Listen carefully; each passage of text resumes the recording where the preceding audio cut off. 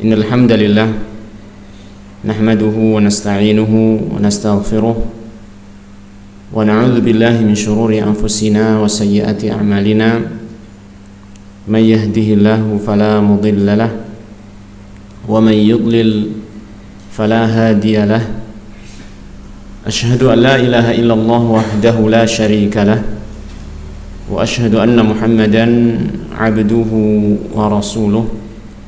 Allahumma salli wa sallim wa barik ala abdika wa rasulika Muhammad wa ala alihi wa ashabihi wa man tabi'ahum bi ihsanin ila yaumiddin, amma ba'du. Alhamdulillah, ma'asyiral ikhwah rahimani wa rahimakumullah. Tidak lupa kita panjatkan puji syukur kepada Allah Subhanahu wa taala atas limpahan nikmat yang terus Allah berikan kepada kita, sehingga pada malam hari ini kita bisa kembali berkumpul di masjid, salah satu masjidnya Allah Tabaraka wa Ta'ala,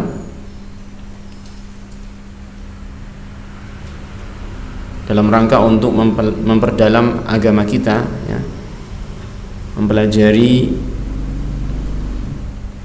bagaimana kita istiqomah di dalam agama. Karena apa yang akan kita kaji mulai dari malam hari ini adalah sebuah kitab atau risalah yang ringkas yang ditulis oleh Syekh Dr. Abdul Razak bin Abdul Muhsin Al-Badr hafizahullah ta'ala, yaitu kitab yang berjudul Ashru Qawaida fil Istiqomati, 10 kaidah tentang istiqomah. Dan ini merupakan sebuah pembahasan yang sangat penting, sebagaimana nanti akan disampaikan oleh penulis. Dan ini insyaallah kajian perdana kita, ya, dari kitab ini, dan juga mungkin perdana di kitab di kajian kita dengan menggunakan bahasa Arab, ya, perdana. Karena kemarin-kemarin itu kita menggunakan kitab yang berbahasa Indonesia. Karena saya melihat di teman-teman di sini, alhamdulillah sudah ada mahat ilmi, ya kan, yang di sana diajarkan bahasa Arab, sehingga mudah-mudahan apa yang kita lakukan di pengajian kita dengan mengambil kitab yang berbahasa Arab bisa menjadi penambah semangat kita di dalam mempelajari bahasa Arab, sekaligus insya Allah nanti bagi yang sudah bisa atau sudah memiliki pengetahuan tentang bahasa Arab sedikit-sedikit bisa mempraktekkan, paling tidak mengetahui, ya, walaupun tidak mempraktekkan langsung dia yang mempraktekkan, tetapi paling tidak mengetahui dari apa yang kita jelaskan insya Allah ta'ala. Jadi kita akan baca kitab ini satu persatu, kalimat-kalimatnya, dan kemudian kita terjemahkan. Ini metode kita nanti insya Allah. Dan apabila ada yang perlu kita jelaskan isi dari kandungan kitab ini, maka insya Allah kita jelaskan. Karena tujuan kita mengkaji kitab ini tentunya adalah ilmunya yang ingin kita peroleh, ilmu dalam agama kita, terutama dalam masalah istiqomah. Karena sebagai seorang muslim yang kita sudah mempelajari ilmu, insya Allah kita semua menyadari bahwasanya kita sangat membutuhkan kepada keistiqomahan. Setelah kita mengetahui bahwasanya Islam adalah agama yang lurus, ya, bahwasanya tuntunannya Nabi Muhammad SAW, ajarannya Nabi Muhammad SAW adalah ajaran yang harus kita ikuti, ajaran yang benar. Maka di sini akan menjadi sempurna apabila kita istiqomah di dalamnya. Dan apa itu istiqomah nanti akan diterangkan oleh penulis sendiri, yaitu Syekh Abdul Razak Al-Badr hafizahullah ta'ala. Maka barangkali kita bisa langsung saja untuk memulai pembacaan kitab ini. Taib. Dari judulnya bisa kita lihat, penulis mengatakan Ashru Qawaida fil Istiqomati, 10 kaidah di dalam istiqomah. Jadi di sini dari judul ini penulis memberikan gambaran kepada kita, pembahasan yang akan beliau sampaikan adalah tentang masalah apa? Istiqomah, dan beliau menjelaskannya dengan cara yang sistematis, ya, memberikan poin-poin sampai berjumlah 10, ya kan? Dan poin yang sampai berjumlah 10 tersebut disebut sebagai kaidah, artinya perkara-perkara pokok yang penting untuk kita memahami bagaimana sih sesungguhnya istiqomah dan bagaimana kita menggapai keistiqomahan. Jadi ini perkara yang sangat penting untuk kita pelajari. Nah, kita masuk pada halaman berapa ini? Ketiga ya, halaman 3. Baik. Di halaman ini penulis mengatakan Bismillahirrahmanirrahim. Nah, ini merupakan sebuah kebiasaan dari para ulama rahimahumullah wa hafizahum. Ketika mereka membuat tulisan, maka mereka memulainya dengan kalimat basmalah, Bismillahirrahmanirrahim, ya, dengan kalimat basmalah, yaitu ucapan Bismillahirrahmanirrahim. Tentunya hal ini karena meneladani kitabullah, meneladani apa? Kitab Allah Ta'ala, yaitu Al-Quran, dimana kalau kita lihat Al-Quranul Karim, awal suratnya itu pasti ada ucapan apa?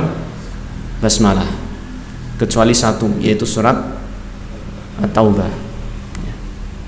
Jadi hampir semua surat Al-Quran, ya, bahkan kita katakan semua surat Al-Quran kecuali At-Taubah, maka dimulai dengan apa? Basmalah, dimulai dengan Bismillahirrahmanirrahim. Demikian pula ini merupakan sunnah kebiasaan para nabi dan rasul alaihi wassalatu wassalam ketika mereka mengirim surat. Seperti Nabi Sulaiman, ya, yang suatu ketika diberitahu oleh burung hudhud bahwasanya di negeri Saba ada seorang ratu yang menguasai kaumnya yang mereka menyembah matahari. Kemudian Nabi Sulaiman berkeinginan untuk mendakwahi mereka dan dikirimkanlah surat kepadanya. Dan disebutkan dalam Al-Quran bahwasanya surat tersebut dimulai dengan apa? Bismillahirrahmanirrahim. Innahu min Sulaiman wa innahu bismillahirrahmanirrahim. Ya, jadi surat ini berasal dari Sulaiman dan itu dimulai dengan apa? Bismillahirrahmanirrahim. Demikian pula Rasulullah Muhammad SAW ketika beliau mengirim surat kepada para raja-raja yang ada, maka beliau pun juga menulis diawali dengan apa? Kalimat Bismillahirrahmanirrahim, dengan Bismillahirrahmanirrahim.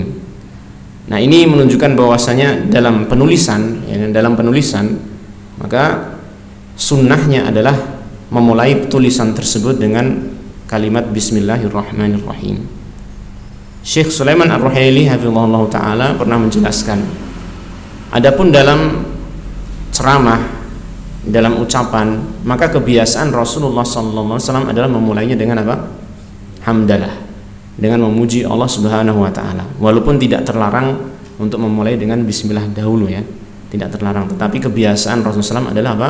Memulainya dengan hamdalah, memuji Allah Tabaraka wa Ta'ala. Itu kalau ceramah, ya. Sedangkan ketika dalam bentuk tulisan maka apa? Dengan basmalah, Bismillahirrahmanirrahim. Baik. Kalimat Bismillahirrahmanirrahim ini, ba ini, huruf ba yang di depan, mungkin antum sudah pernah mempelajarinya, itu disebut dengan ba lil isti'anah. Ba lil isti'anah, ini ba yang fungsinya itu untuk meminta pertolongan, dimana kita menyebutkan kalimat Bismillahirrahmanirrahim, artinya kita sedang meminta pertolongan kepada Allah Ta'ala dengan menyebut namanya, ya. Bismillahirrahmanirrahim, aktubu hadhihi risalah, dengan memohon pertolongan kepada Allah dengan menyebut nama Allah Ta'ala Ar-Rahman Ar-Rahim, yang maha pengasih lagi maha penyayang, aku menulis risalah ini. Nah, jadi ini kalimat bismillah, ya, ketika kita ucapkan sebelum kita melakukan perbuatan apapun, maka itu maknanya seperti itu. Bismillahi aktub, dengan memohon pertolongan kepada Allah dengan menyebut namanya, aku menulis. Misalkan kita mau ngapain, ketika kita mau ngapain, contohnya misalnya mau makan, bismillah, ya. Maka dengan menyebut nama Allah, saya meminta pertolongan kepadanya, aku mau makan, dan begitu seterusnya. Jadi ba di sini adalah ba lil isti'anah. Taib. Saya tidak ingin memperpanjang lebar ya. Ini nggak tahu kok tiba-tiba menjelaskan seperti ini. Kemudian Syekh mengatakan, innal hamdalillahi nahmaduhu wa nasta'inuhu wa nastaghfiruhu. Taib, sebagai faedah, ketika kita dalam masa pembelajaran bahasa Arab, ya, sebagai faedah, ketika kita mengkaji kitab berbahasa Arab seperti yang kita lakukan sekarang ini, ustadznya membacakan, ya, dengan harokat yang jelas, maka kalau kita ingin cepat meningkat di dalam pembelajaran kita terhadap bahasa Arab, maka itu kitab yang antum memiliki itu dicoret-coret, diharokati. Yang tadinya gundul dikasih harokat, ya. Terus setelah itu apa? Kalimat-kalimatnya, yaitu kata-katanya itu apa? Dikasih terjemahan. Jadi misalnya kita katakan innal hamda lillah, sesungguhnya segala puji hanyalah milik Allah, misalkan. Antum tulis apa? Terjemahannya di situ. Ini sangat berfaedah sekali, sangat bermanfaat sekali bagi siapa saja yang sedang belajar bahasa Arab, ya. Dia sekaligus mempelajari tentang harokat kalimat, ya, baik harokat sorof ataupun harokat nahwu. Dia juga sekaligus memperbanyak apa? Kosakata. Sedangkan kosakata ini perkara yang sangat penting nih. Dalam kita belajar bahasa Arab, kosakata itu tidak sepele, bukan perkara yang remeh. Kosakata itu bahkan saya bisa katakan inti sebelum kita mempelajari nahwu dan sorof, ya. Sekarang coba kalian belajar nahwu dan sorof, nggak punya kosakata, terus yang mau di nahwu mau di sorof itu apa? Yang mau dipraktekkan itu apa? Antum nggak tahu ini fa'il, pelaku, ini maf'ulun bih, kecuali kalau apa? Tahu maknanya, ya kan? Ketika saya mengatakan misalnya doroba zaidun kalban, doroba zaidun kalban, kalau antum nggak tahu maknanya, nggak tahu mana fa'il. Tapi kalau antum tahu maknanya, doroba itu memukul, zaidun itu apa? Zaid nama orang, kalban itu anjing, ya, maka antum langsung sadar ini yang mukul mesti Z, ini bukan anjing, ya enggak? Ya kan? Dari situ antum tahu, oh, berarti fa'ilnya adalah Z. Jadi kosakata, ikhwan, makna kosakata itu yang sangat penting dalam bahasa Arab, jangan sepelekan. Makanya kalau antum hanya belajar kaidah sorof nahu terus berulang kali belajar tapi enggak ada penambahan kosakata, susah untuk mempraktekkan. Makanya di antara sarananya adalah apa? Mengkaji kitab seperti ini. Kalau antum mau menghafal kamus, silakan, bagus, masya Allah. Jadi ada metode banyak ya untuk memperbanyak kosakata, itu banyak. Di antaranya menghafal kamus. Atau kalau antum punya kesempatan, antum pergi ke Arab Saudi sana, ya, kumpul sama orang-orang yang pakai bahasa Arab, otomatis antum akan langsung apa? Menyerap kosakata banyak sekali. Tapi syaratnya apa? Orang Saudi ataupun orang Arab yang ngomongnya fusha, bahasa fusha, bukan yang bahasa amiyah. Nanti yang bahasa amiyah antum ya antum apa namanya dapat kosakatanya yang amiyah juga, gitu kan, nggak sesuai dengan apa yang di kitab. Yang ketiga metodenya apa untuk menambah kosakata, yaitu ini, kita belajar kitab seperti kita ini, belajar kitab berbahasa Arab, ya kan, ya, ustadznya membacakan, menerjemahkan, syukur-syukur santrinya juga ikut membaca, ya, mempraktekkan apa yang dia pelajari. Terus kalau ada kata-kata yang sulit, yang baru, kalian tulis. Nah, itu memperbanyak apa? Kosakata. Dan ini saya katakan penting, sangat penting sekali. Bahkan melebihi pentingnya nahwu sorof kalau bagi saya. Melebihi pentingnya apa? Nahwu sorof. Ya. Karena apa? Ketika antum ini nggak apa ya, belajar bahasa Arab dulu nggak apa ya, sebelum kita belajar kitabnya. Ketika antum apa namanya tahu banyak kosakata, ya kan, ini kata ini maknanya A, kata ini maknanya B, kata ini maknanya C, dan seterusnya. ketika antum mendapatkan kalimat dalam rangkaian kalimat, mesti secara otomatis akal kita itu akan mikir ini kira-kira maknanya demikian. Seperti ketika dulu kita belajar bahasa Indonesia, mungkin dulu ya, ketika kita belajar disuruh merangkai kata-kata belanja, pasar, ibu, terus tas, membawa. Coba dirangkai, itu bisa nggak? Bisa kan, ketemu kan? Ibu pergi ke pasar membawa tas, gitu kan? Kok bisa seperti itu? Karena kita tahu makna kata-kata itu dan kita tahu yang dimaksud mesti gitu. Demikian pula dalam bahasa Arab, ikhwan. Antum tahu kata-kata ini maknanya apa, ya kan? Nanti kira-kira akal kita akan memikirkan, oh itu arahnya ke sana, ya kan? Maksudnya seperti itu. Ketemulah dia sebagai mubtada, dia sebagai khobar, dia sebagai fa'il, maf'ulun bih. Nah, ini kosakata penting. Dan pendukung kosakata adalah apa? Ilmu sorof. Pendukung kosakata adalah ilmu sorof. Nah, sehingga ini tadi ya urutannya, kosakata, kemudian ilmu sorof dan nahwu sebagai ujungnya untuk lebih menegaskan tentang makna yang kita fahami dari rangkaian kata yang ada di pikiran kita. Oh, berarti ini benar, ini fa'ilnya, kita baca dengan dhammah misalnya seperti itu, dan begitu seterusnya, gitu ya. Nah, baik, kita kembali ke kitab ini.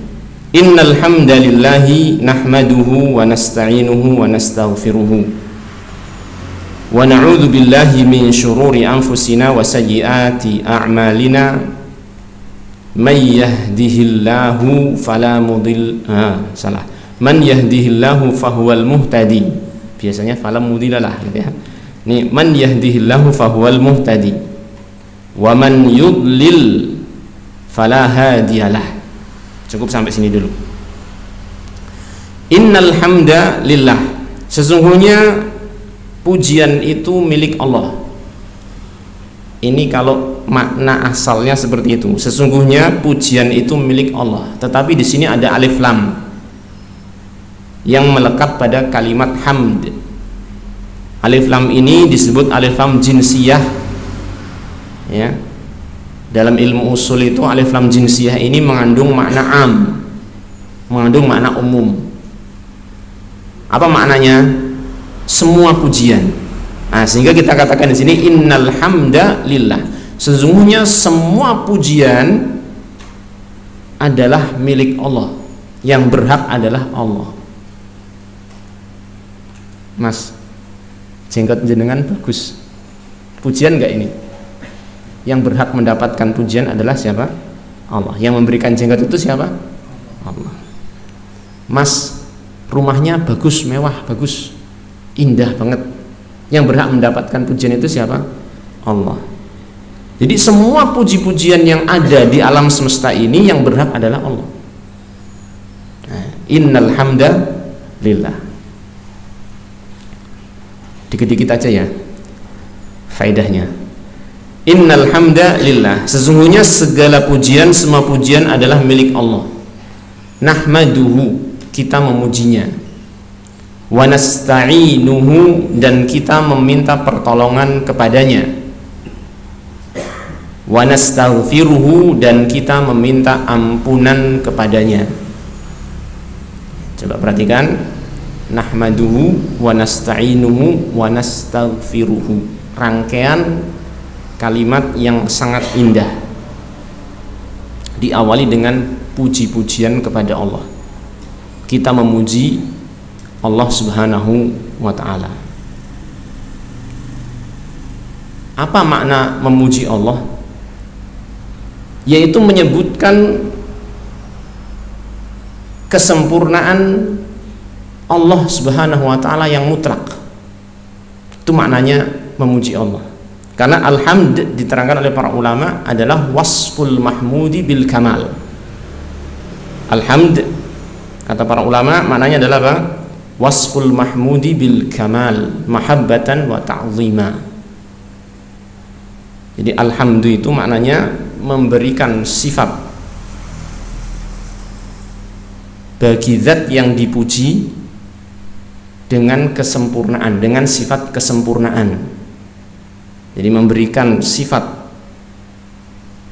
kepada zat yang dipuji dengan sifat apa? Kesempurnaan, disertai dengan rasa cinta kita dan pengagungan kita kepadanya. Inilah alhamd. Inilah alhamd.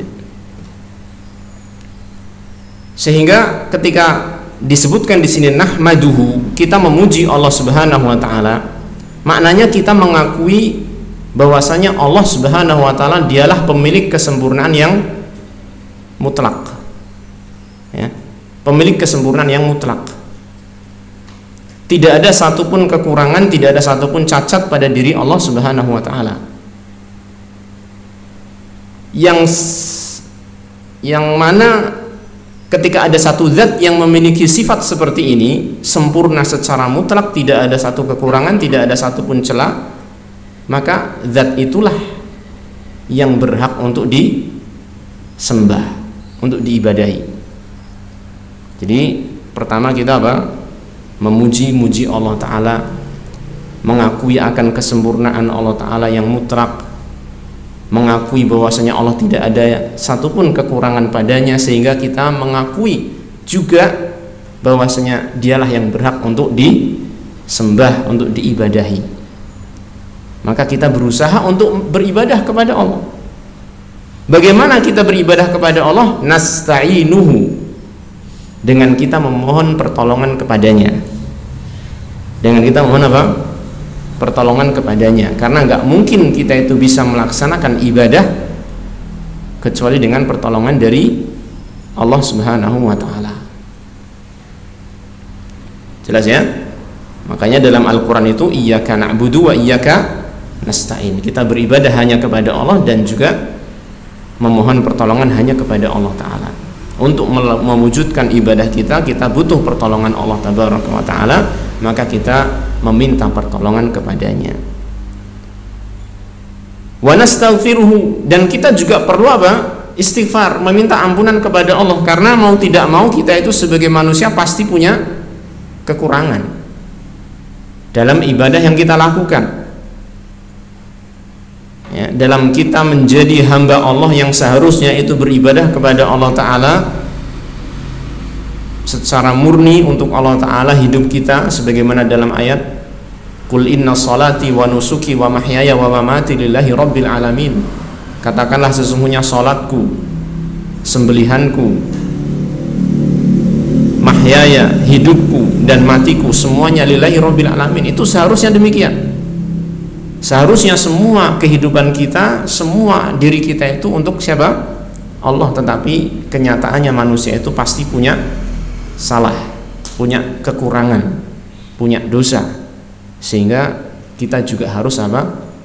Istighfar kepada Allah Ta'ala, agar apa yang kita lakukan itu, ya, dari ibadah yang kita lakukan itu tertutupi kesalahan-kesalahannya dan dihapuskan kesalahan-kesalahannya. Karena makna istighfar itu apa sih?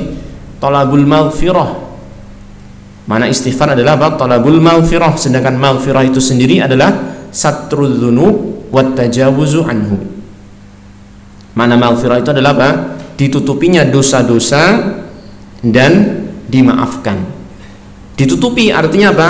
Orang lain sampai tidak tahu, agar orang lain tidak ada yang tahu. Ditutupi dosa-dosanya dan dimaafkan, sehingga akibatnya apa? Kalau dimaafkan, orang tersebut yang berdosa tidak jadi mendapatkan hukuman atas dosanya.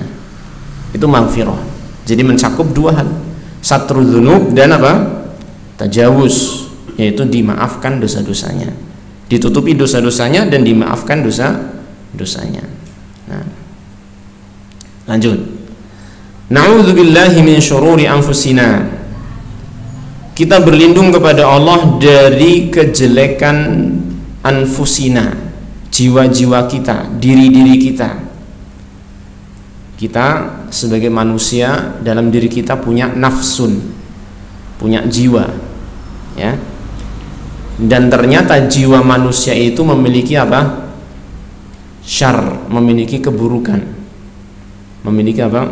Keburukan. Dan itu sudah dari cetakannya memang demikian, bahwasanya Allah Ta'ala mencipta manusia itu di samping dia memiliki akal, dia juga memiliki nafsu. Akal yang kalau dia itu digunakan itu bisa mengajak kepada kebaikan jika digunakan dengan benar ya. Sedangkan apa? Nafsu itu malah mengajak kepada keburukan. Sebagaimana dalam firman Allah Ta'ala, innan nafsa la'ammaratun bisu. Sesungguhnya jiwa manusia itu sangat sering kali, sangat banyak sekali mengajak kepada keburukan. Maka kita berlindung kepada Allah Ta'ala dari kejelekan jiwa-jiwa kita, dari kejelekan nafsu-nafsu kita. Karena di dalam kita mewujudkan ibadah memang penghalangnya itu diantaranya itu hawa nafsu kita, ya kan? Penghalang kita beribadah diantaranya adalah hawa nafsu kita. Di samping ada faktor eksternal, yaitu apa faktor eksternalnya? Syaitan yang suka memusuhi manusia semenjak diciptakannya Nabi Adam.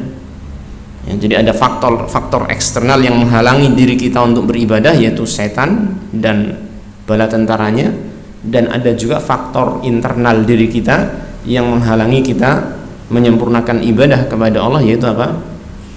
Jiwa-jiwa kita, hawa nafsu kita. Maka kita berlindung kepada Allah Ta'ala dari keburukan jiwa-jiwa kita. Wasayyiati a'malina, dan kita juga berlindung kepada Allah Ta'ala dari keburukan amalan-amalan kita. Maksudnya dari kalimat ini adalah kita berlindung agar dijaga tidak melakukan amalan-amalan yang buruk. Satu. Yang kedua adalah kita berlindung kepada Allah Ta'ala agar kita dilindungi dari akibat buruk dari amalan perbuatan kita. Ini mana na'udzubillahi min sayyiati a'malina. Kita berlindung kepada Allah dari kejelekan amalan kita. Maksudnya apa tadi? Dua ya. Yang pertama apa? Berlindung kepada Allah agar kita terjaga sehingga tidak melakukan amalan-amalan yang buruk. Dan yang kedua maknanya apa? Kita meminta perlindungan kepada Allah dari akibat buruk perbuatan-perbuatan kita. Ya. Itu maknanya. Nah. Man yahdihillahu fahuwal muhtadi. Barang siapa yang Allah Ta'ala beri petunjuk, barang siapa yang Allah memberi petunjuk kepadanya, fahuwal muhtadi, maka dialah orang yang lurus, dialah orang yang benar-benar mendapatkan hidayah. Man yahdihillahu fahuwal muhtadi.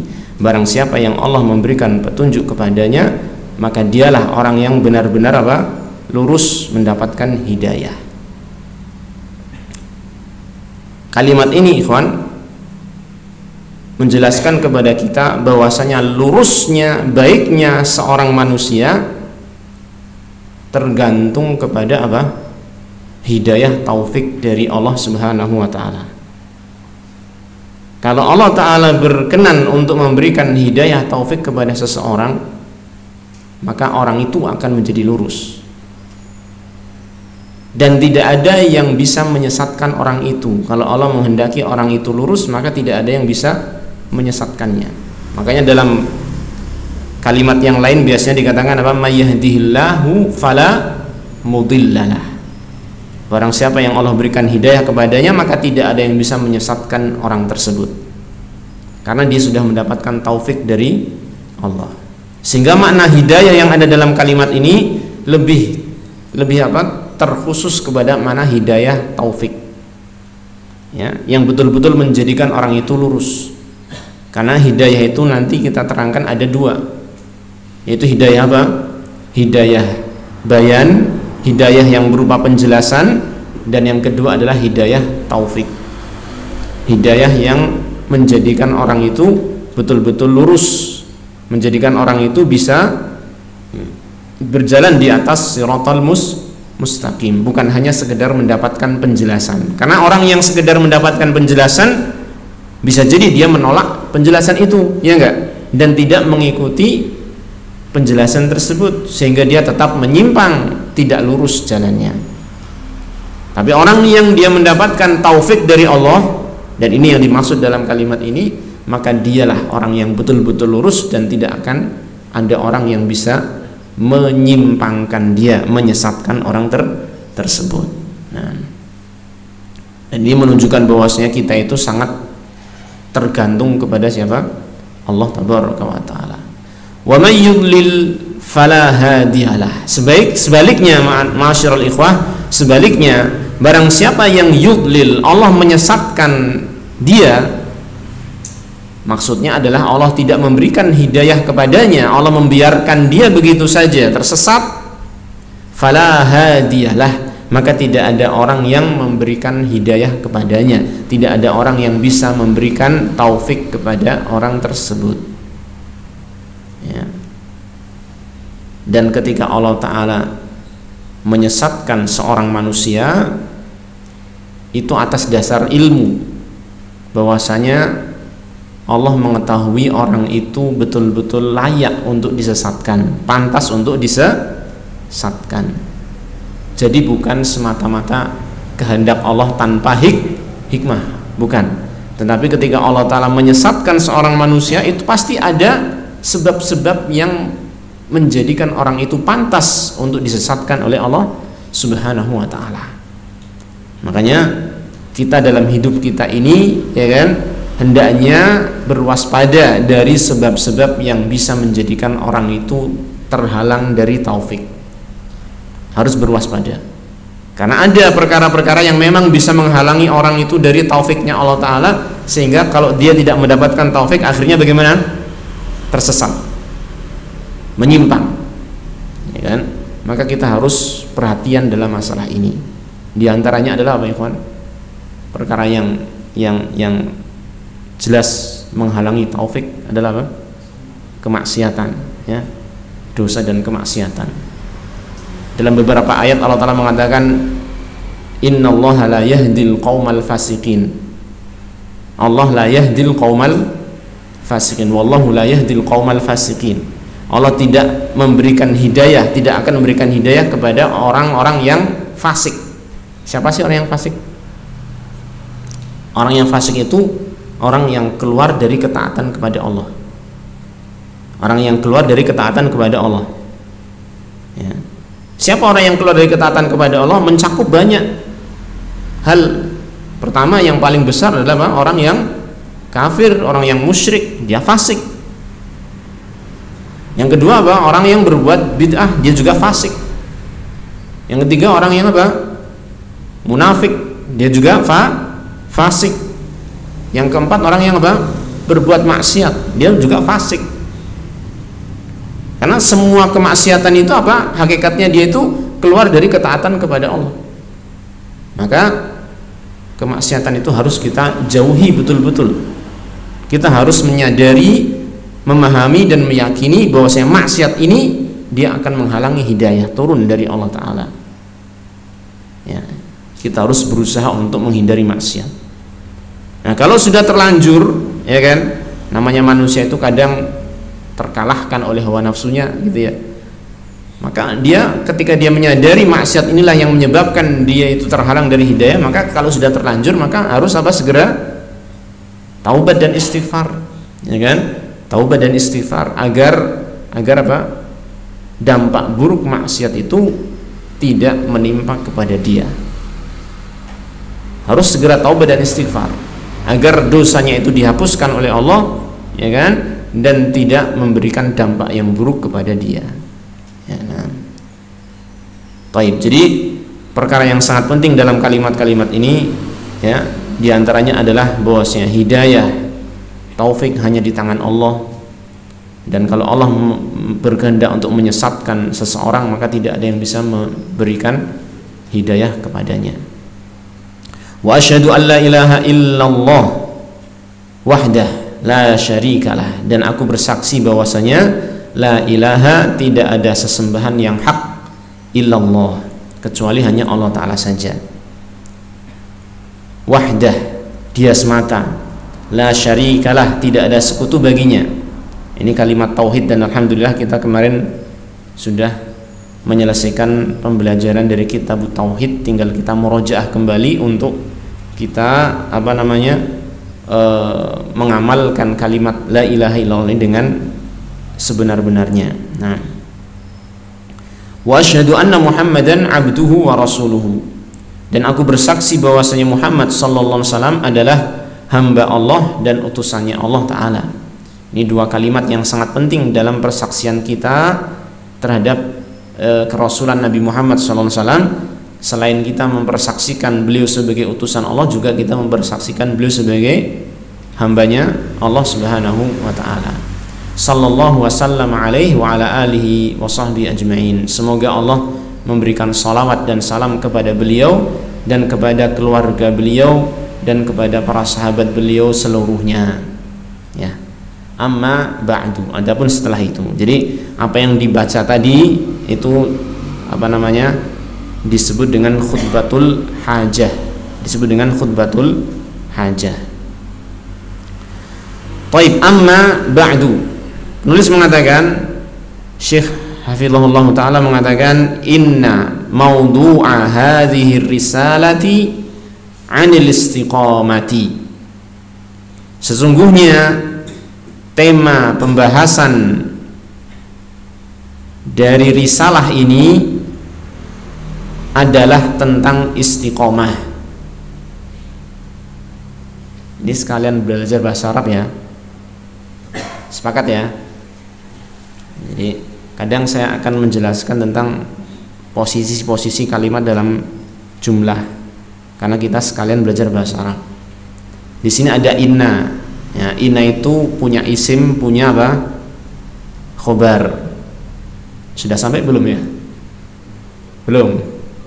Nggak apa-apa, ini bagi nanti yang menyaksikan rekamannya ini juga bisa ikut ambil faedah insyaallah, dan nanti antum bisa mengulang lagi kalau sudah nyampe. Jadi inna itu ada isim, ada khobarnya, ya. Isimnya di sini adalah maudhu, sehingga dia mansub tuh, maudhu'a, ya kan. Kemudian khobarnya adalah berupa syibhul jumlah, anil istiqomah.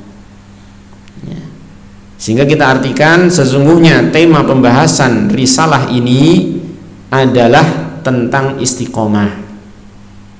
Saya itu biasanya kalau menerjemahkan antara mubtada khobar atau apa, isim inna dengan khobar inna atau isim kana dengan khobar kana, antara dua hal itu ya saya kasih kalimat adalah. Itu lebih memudahkan untuk memahami, ya. Sesungguhnya tema pembahasan dari risalah ini adalah tentang istiqomah. Wa huwa mawdu'un 'azimul ahamiyati jalilul qadri.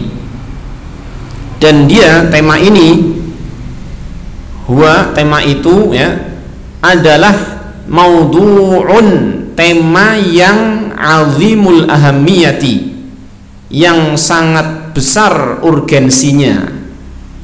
Sangat besar apa? Urgensinya, ahamiyah, urgensi, kepentingannya, ya. Jalilul qadri, yang sangat agung nilainya, kedudukannya. Jadi pembahasan tentang istiqomah itu pembahasan yang sangat penting dan sangat agung kedudukannya. Artinya kita itu pasti butuh. Makanya beliau mengatakan di sini selanjutnya, wa haqiqun bi kulli wahidin minna an yu'na bihi wa an yu'tiyahu min ihtimamihi wa inayatihi. Wa haqiqun, dan sebuah kepastian, ya, sudah merupakan kepastian bagi setiap orang dari kita. Haqiqun bi kulli wahidin minna, ya, merupakan kepastian bagi setiap orang dari kita, an yu'na bihi, untuk memperhatikannya, ya, wa an yu'tiyahu min ihtimamihi wa inayatihi. Ini maknanya hampir sama. Wa an yu'tiyahu, dan agar dia memberikan kepadanya dari ihtimamihi wa inayatihi, dari perhatian. Ini kalau kita terjemahkan dalam bahasa Indonesia, perhatian semua. Ihtimam sama inayah itu apa? Perhatian, ya. Jadi untuk menerjemahkan kalau kosakata dalam bahasa Indonesia kurang kaya, ya maksudnya pemahaman penerjemah dalam bahasa Indonesia itu kurang banyak, seperti saya mungkin gitu ya, maka sulit untuk menerjemahkan kalimat ini yang mirip-mirip. Ya bisanya memberikan kepadanya dari perhatian dan perhatiannya. Lu perhatian dan perhatian. Apa namanya sinonim dari perhatian itu apa? Hah? Selain kata perhatian tapi yang maknanya mirip apa? Atensi. Terus apa lagi? Hah? Ya, apa Pak? Kepedulian. Beda ya, beda. Ya, semuanya itulah. Harus memberikan perhatiannya kepada perkara ini. Jadi perkara yang sangat penting ya, istiqomah ini. Dan di sini penulis kemudian menyampaikan tentang ayat yang menunjukkan tentang pentingnya istiqomah. Beliau sampaikan dari 2 surat. Yang pertama dari surat Al-Ahqaf, ya, dari ayat 13 dan 14. Kemudian yang kedua dari surat Fussilat, ayat yang kedua 30 sampai 32. Maka mungkin kita baca ayat ini, dan selesai ayat ini mungkin kita cukupkan pengajian kita, karena waktunya juga sudah panjang ternyata. Qala Allah Subhanahu wa taala berfirman, innal ladzina qalu rabbuna Allahu tsumma istaqamu fala khaufun 'alaihim wala hum yahzanun ulaika ashabul jannati khalidina fiha jazaa'an bima kanu ya'malun.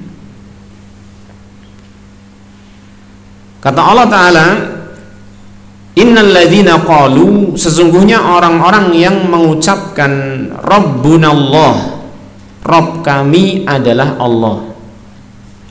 Ini mubtada sama khobar. Rabbunallah, Rabb kami adalah Allah. Jadi orang-orang yang mengatakan Rabb kami adalah Allah, artinya dia mengakui bahwasanya Allah sebagai Tuhan dia yang berhak, yang berhak untuk disembah, diibadahi, dan dia pun beribadah kepadanya. Jadi kalimat Rabbunallah itu bukan hanya sekedar maknanya apa? Mengetahui kalau Allah pencipta, pengatur, pemberi rezeki, tok, til, maknanya itu tok, bukan. Jadi kalimat Rabbunallah ini maknanya mencakup secara umum, selain tauhid rububiyah juga dia pun mentauhidkan Allah dalam hal uluhiyah. Ya. Jadi kalimat Rabb ini bukan hanya sekedar tauhid rububiyah saja, tetapi mencakup apa? Tauhid uluhiyah. Artinya dia mengakui Allah sebagai pencipta dia, pemberi rezeki, pengatur ya, yang menguasai alam semesta, dan juga dia memahami konsekuensinya bahwa dialah Allah Ta'ala satu-satunya yang berhak untuk disembah, dan dia pun melaksanakan hal itu, melaksanakan peribadahan kepada siapa? Allah Subhanahu wa Ta'ala. Ini maknanya. Jadi kalimat Rabbunallah bukan hanya sekedar apa? Ucapan lisan. Paham ya? Sesungguhnya orang yang mengucapkan Rabbunallah, oh, orang itu mengucapkan Rabbunallah, Tuhan kami Allah. Tuhan kami Allah. Mudah enggak? Mudah, tapi bukan itu saja yang dimaksud. Ya. Jadi maksudnya adalah dia betul-betul mentauhidkan Allah, rububiyahnya, uluhiyahnya, asma wa sifatnya dia terapkan dalam kehidupannya, sehingga dia itu beribadah kepada Allah dengan berusaha sungguh-sungguh. Ini makna apa? Kalimat Rabbunallah. Setelah dia mengucapkan kalimat ini dan melaksanakan konsekuensinya, summastaqamu, kemudian dia istiqomah, lurus ya, lurus dan tidak berbelak-belok, ya kan? Namanya lurus itu berkonsekuensi. Ketika orang itu lurus tidak berbelok-belok, berkonsekuensi dia jaga terus hal itu sampai akhir hayat. Karena kalau misalkan dia awalnya lurus kemudian berbelok, nah berarti kan enggak menjaga gitu ya, enggak menjaga sampai akhir hayat. Maka istiqomah ini maknanya dia lurus dan juga apa? dia jaga terus, tidak berbelok-belok, sebagaimana nanti akan diterangkan oleh Syekh dalam kaidah yang kedua insyaallah tentang makna istiqomah. Barang siapa yang mengucapkan kalimat Rabbunallah, Rabb kami adalah Allah, dan dia melaksanakan konsekuensinya, mengamalkan ibadah hanya untuk Allah Ta'ala saja, kemudian dia istiqomah, fala khaufun alaihim, maka tidak akan ada rasa takut atas mereka, mereka tidak akan khawatir, walahum yahzanun, dan mereka tidak akan bersedih hati. Maksudnya apa ini? Diterangkan para ahli tafsir di antara maknanya, dan ini yang makna yang sangat nampak, yaitu ketika dia mau meninggal dunia, akan meninggal dunia, dan ini akan diterangkan juga nanti di mana ayat yang dari surat Fussilat ya. Datang kepada dia malaikat yang memberikan kabar gembira. Jangan kamu khawatir, jangan kamu bersedih hati. Maksudnya apa? Jangan kamu khawatir tentang apa yang akan kamu hadapi nanti setelah kematian, yaitu apa? Di alam kubur. Kemudian setelah itu ketika dibangkitkan di alam akhirat, kemudian setelah itu ketika di padang mahsyar, kemudian setelah itu ketika dihisab, ketika di mizan, sampai ditempatkan ke surga atau neraka. Jangan khawatir, jangan khawatir terhadap perkara yang akan kamu temui nanti. Ini makna dari kalimat fala khaufun alaihim walahum yahzanun, dan tidak mereka bersedih hati. Diem-yem, pasti bahasa Indonesia apa? Diem-yem itu dikasih hiburan, bukan hiburan ya, apa namanya? Apa mas? Diem-yem itu apa bahasa Indonesianya? Ditenangkan, ditenangkan. Kenapa? Karena orang yang meninggal dunia itu selain dia khawatir apa yang akan dia dapatkan nanti di kehidupan selanjutnya, dia juga apa namanya? Merasa sayang dengan apa yang dia tinggalkan. Ya kan? Harta benda yang dia tinggalkan, istri dan anak yang dia tinggalkan. Bagaimana nanti? Itu kan? Maka Allah Ta'ala mengutus malaikatnya ini untuk menenangkan orang tersebut. Jangan kamu bersedih hati. Itu yang kamu tinggalkan ya, karena kamu adalah orang yang soleh, karena kamu adalah orang yang istiqomah, ya kan, orang yang menjaga ibadahmu kepada Allah secara ikhlas dan seterusnya. Itu yang kamu tinggalkan itu dijaga oleh Allah Subhanahu wa ta'ala. Walahum yahzanun, harta dijaga oleh Allah, anak dan istri dijaga oleh Allah Subhanahu wa ta'ala. Ini kalau apa? Istiqomah. Besar apa namanya? Faedahnya istiqomah. Nah, ini disampaikan oleh Syekh di sini, dinukilkan ayat yang luar biasa. Ya. Jadi dalam kondisi seseorang akan meninggal dunia, ini kondisi yang luar biasa. Kondisi yang menentukan apa yang akan didapatkan nanti di akhirat. Karena bahwasanya manusia itu ditinjau dari apa? Amalan yang terakhir, kondisi terakhirnya dia ketika meninggal dunia bagaimana. Makanya kita berharap kepada Allah Ta'ala agar memberikan kepada kita apa? Husnul khotimah, ya kan? Karena yang dinilai adalah ujungnya, ya kan? Nah, ini orang yang istiqomah, maka insya Allah, dan bisa kita katakan pasti namanya istiqomah kan, maka dia akan mendapatkan apa? Akhir yang baik. Beda dengan orang yang itu dikit-dikit membelok kanan atau membelok ke kiri, dikhawatirkan na'udzubillahi min dzalik, dikhawatirkan ya ini mendapatkan su'ul khotimah, na'udzubillahi min dzalik. Nah. Lalu Allah mengatakan dalam ayat selanjutnya, ulaika ashabul jannah, mereka itulah ashabul jannah, orang-orang yang masuk ke dalam surga. Nah, ini puncaknya istiqomah adalah apa? Dia akan dimasukkan ke dalam surga yang mana orang-orang tersebut khalidina fiha, orang-orang tersebut kekal di dalam surga, jazaa'an bima kanu ya'malun, yang itu surga tersebut yang Allah berikan kepada mereka adalah sebagai balasan terhadap apa yang dulu mereka perbuat. Jadi itu merupakan balasan dari Allah atas kebaikan-kebaikan yang mereka lakukan ketika di dunia, keistiqomahan mereka. Tambah lagi nggak? Saya nggak tahu ini metode pembelajaran seperti ini kayaknya kok banyak yang diem ngantuk apa gimana gitu ya. Fokus. Toib. Lanjut satu ayat lagi ya. Oh, bukan satu ayat, rangkaian ayat yang berikutnya ya. Jadi biar lengkap dua ayat ini. Dalam ayat yang disebut dalam surat Fussilat, wa qala Allahu jalla wa ala, dan Allah jalla wa ala berfirman, innal ladzina qalu rabbuna Allahu tsumma istaqamu tatanazzalu alaihimul malaikatu alla takhafu wa la tahzanu wa abshiru bil jannati allati kuntum tu'adun. Ini bisa menjelaskan ayat yang tadi, saling menjelaskan ayat dalam surat Al-Ahqaf dengan surat Fussilat, ya kan? Sesungguhnya orang-orang yang mengucapkan Rabbunallah, Rabb kami adalah Allah, penjelasannya seperti tadi. Tsumastaqamu, kemudian mereka itu istiqomah, menjaga ucapannya tadi, menjaga amalannya di dalam melaksanakan konsekuensi ucapan Rabbunallah, ya. Tatanazzalu alaihimul malaikah, maka akan turun kepada mereka para malaikat. Ini yang dimaksud dengan para malaikat turun adalah ketika menjelang kematian dia. Tatanazzalu alaihimul malaikah alla takhafu wa la tahzanu, yang mana para malaikat tersebut mengucapkan la takhafu, janganlah kamu khawatir, janganlah kamu takut, wala tahzanu, dan janganlah kamu bersedih hati. Penjelasannya seperti tadi, jangan kamu takut terhadap apa yang akan kamu hadapi nanti, dan jangan kamu bersedih hati tentang apa yang kamu tinggalkan di dunia. Wa abshiru, dan berbahagialah, bil jannati allati kuntum tu'adun, dengan surga yang kamu dahulu telah dijanjikan.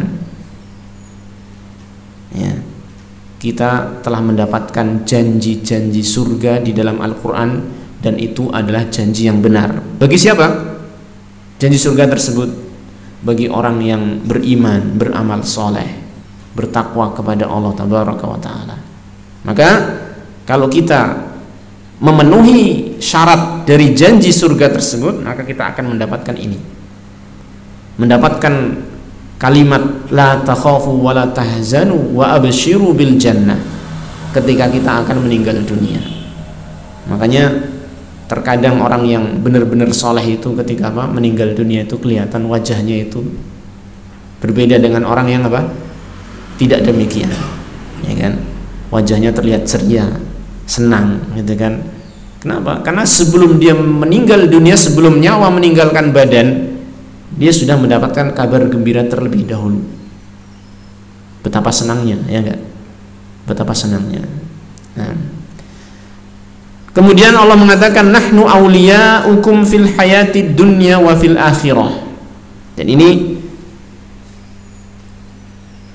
merupakan faedah berikutnya bagi orang yang istiqomah.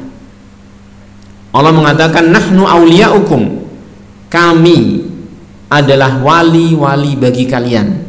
Wali-wali maksudnya adalah apa? Yang mengurusi, yang memberikan pertolongan kepada kalian fil hayatid dunya, dalam kehidupan dunia, di mana Allah Ta'ala semua makhluk diurusi oleh Allah, tetapi ada di antara hamba-hamba Allah Ta'ala yang diurusi dengan lebih khusus lagi, yaitu apa? Orang-orang yang beriman, diberi pertolongan, diberi taufik oleh Allah, diberi kemudahan oleh Allah Subhanahu wa Ta'ala untuk beribadah kepadanya. Nahnu awliya'ukum fil hayatid dunya. Jadi orang yang istiqomah ini dekat dengan Allah, sehingga Allah Ta'ala itu berkenan untuk mengurusi dia secara khusus, memberikan pertolongan, banyak pertolongan kepadanya, sehingga dia itu bisa melaksanakan amal-amal kebaikan, ya, dimudahkan baginya untuk beribadah kepada Allah, dimudahkan baginya untuk menghindari kemaksiatan-kemaksiatan di dunia. Demikian. Wa fil akhirah, dan kami juga wali-wali bagi kalian di akhirat. Artinya di akhirat nanti Allah juga akan memberikan pertolongan kepada mereka ini, orang-orang yang istiqomah, dimudahkan hisabnya, ya. Kalau ada dosa-dosa ditutupi oleh Allah Subhanahu wa taala, diampuni oleh Allah taala, ya. Ketika di Sirat diberikan cahaya untuk melewatinya, berbeda dengan orang munafik yang awalnya diberi cahaya kemudian hilang cahayanya. Tapi orang yang istiqomah diberi cahaya untuk bisa melewati Sirat yang terbentang di atas neraka Jahannam. Dia mudah masuk ke dalam surga, ya. Siapa yang mendapatkan kemudahan ini? Orang yang istiqomah. Ditambah lagi Allah Ta'ala mengatakan walakum fiha ma tashtahi anfusukum, dan bagi kalian di dalam surga ada apa saja yang disukai oleh jiwa-jiwa kalian. Jiwa kita suka apa? Suka minum-minuman yang lezat, banyak di surga. Ada sungai susu, ada sungai madu, ada sungai khamr, ada sungai yang jernih, seger, ya kan? Jiwa kita suka apa? Suka perhiasan, di surga melimpah. Jiwa kita suka apa? Para wanita, bidadari-bidadari, banyak. Walakum fiha ma tashtahi anfusukum. Bagi kalian, wahai orang-orang, siapa ini? Kalian ini siapa ini? Orang-orang yang istiqomah akan mendapatkan apa yang disukai oleh jiwa-jiwa kalian. Walakum fiha ma tad'un, dan bagi kalian di surga itu apa saja yang kamu minta, yang kalian minta. Misalkan di surga ada seorang yang di dunia itu suka bercocok tanam, bertani gitu ya. Dia pengen bertani di surga. Ya Allah, saya ingin bercocok tanam seperti di dunia. Ya, diizinkan oleh Allah, dikabulkan. Dia bercocok tanam, nandur apa? Benih gitu ya, langsung tukul. Langsung tukul dan berbuah. Dia senang sekali, masya Allah. Enggak kayak di dunia, harus apa? Harus bersusah payah, ya kan? Menyiraminya, kemudian memberikan pupuk dan sebagainya macam. Susah, capek-capek, terik matahari menyengat dia, ya kan? Di surga dia suka bercocok tanam, nandur langsung tumbuh. Luar biasa, ya. Walakum fiha ma tad'un, di dalam surga apa saja yang kamu minta. Minta apa dikabulkan oleh Allah Ta'ala, ya. Mudah sekali. Ini merupakan kemuliaan yang Allah berikan kepada orang-orang yang istiqomah. Nuzulam min ghafurir rahim. Itu semua kenikmatan di surga adalah nuzul, yaitu hidangan yang Allah sediakan atau hidangan dari Allah Ta'ala, Ghafurir Rahim, yang maha pengampun dan maha penyayang. Allah Ta'ala, ya, telah mengampuni orang-orang yang istiqomah atas dosa-dosanya, sehingga Allah Ta'ala mengizinkan mereka masuk ke dalam surga, dan Allah sangat menyayangi mereka. Nah, ini.